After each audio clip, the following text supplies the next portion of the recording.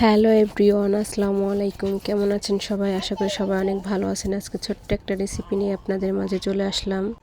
অনেকেই আসেন মুরগির চামড়া খেতে পছন্দ করেন না, তবে আমার রেসিপিটা ফলো করে রান্না করলে 100% আপনাদের ভালো লাগবে।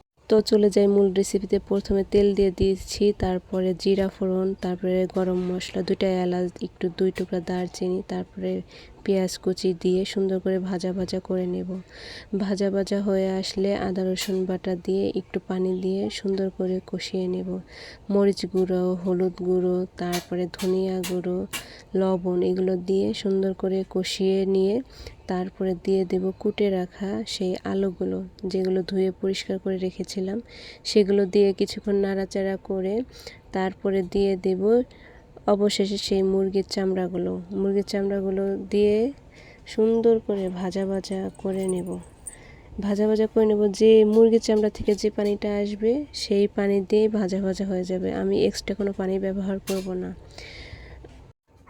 এত কিছুক্ষণ পরে ফিরে আসছি, মুরগির চামড়াটা আমার ভাজা ভাজা হয়ে গেছে। এখন এটাকে দেখে কেউ বুঝতেই পারবে না এটা মুরগির চামড়া না গরুর উজরি রান্না করছি। তো রেসিপিটা কেমন লেগেছে বলবেন।